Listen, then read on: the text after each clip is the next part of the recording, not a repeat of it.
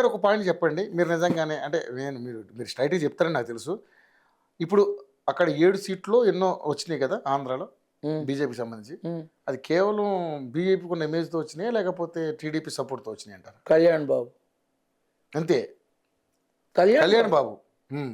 అదే పవన్ కళ్యాణ్. సో పవన్ కళ్యాణ్ ఇప్పుడు హైలైట్ చేస్తూ టీడీపీని తొక్కే కార్యక్రమం చేస్తున్నారు మోడీ గారు అని కూడా మాటలు రకరకాలైన కామెంట్స్ వస్తున్నాయి. ఏముంది నాన్న, వాళ్ళకు కూడా ఏదో కంటెంట్ కావాలి, ఏదో టాపిక్ కావాలి, మాట్లాడని. ఇప్పుడు నరేంద్ర మోడీ గారు అనబడేటటువంటి ప్రధానమంత్రి స్థాయిలో తాను వైజాగ్ కి వచ్చింది ఏ కాన్సెప్ట్ అయితే ఉందో ఆయన ఆ పనే చూసుకుని వెళ్తారు, ఇవన్నీ పట్టించుకోరు. Very simple. ఇప్పుడు బీజేపీకి కొంత బలం పెరిగే అవకాశం ఉంది, అనుమానం లేదు.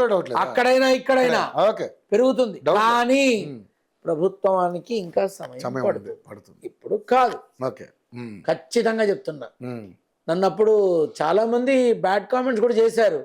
మా సంజయ్ అన్న అవుతారే నాయన అధ్యక్షుడిగా అవకాశం కూడా అక్కడ కనిపించట్లేదు అని నేరుగా వాడబొమ్మడికి చెప్పాను. అంటే గేటు దాటగానే తిట్టారు నన్ను. మళ్ళీ జరిగిన తర్వాత ఏ మొహం పెట్టుకు వెళ్ళాలో ఆలోచిస్తున్నావు అని అన్నారు వాళ్ళు. మీరు మారుతారేమో, కాలి బూడిదయ్యేదాకా నారసింహుడి బిడ్డ మారడు, ఇలానే ఉంటాడు. ఓకే.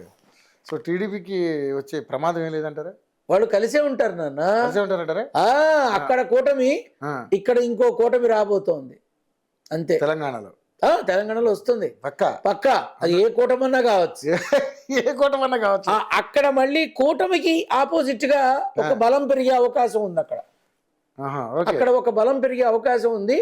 ఇక్కడ ధీటైన సమాధానం రాబోతోంది. ఓకే. సో చక్కర్లు కొడుతున్నటువంటి పొలిటికల్ సర్కిల్లో చక్కర్లు కొడుతున్నటువంటి వాస్తవ అంటే నిజ ఆ మాటలకు అన్నిటికీ మాటలు కొంచెం ఊతానిస్తాయి. కొంత అవకాశం ఉంది నాన్న, ఎందుకంటే స్థితిగతి మొత్తం మారిపోతుంది.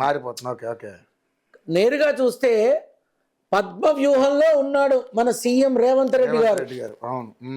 పద్మ వ్యూహంలో ఉన్నాడు ఆయన.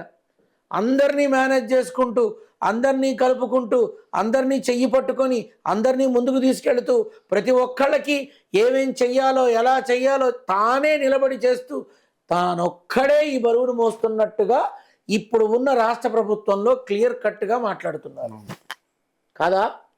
మీ మీడియా వాళ్ళకి తెలీదా? నన్ను అడగడం దేనికి అంటే నేనేం చెప్తానన్నా, నా ప్రాణం పోయినా మర్చిపోయా, నా ప్రాణం పోయినా అబద్ధం చెప్పను అంటే ఎవరో కామెంట్ పెట్టారు, ప్రాణం పోయాక నిజం కూడా చెప్పలేవు కదా అని. అద్భుతంగా. అందుకే అంటున్నా, ప్రాణం పోయే లోపల చచ్చినా అబద్ధం చెప్పను. మార్చుకోండి. సూపర్. దానికి ఆ కామెంట్ కూడా ఆన్సర్ ఇచ్చేశారు.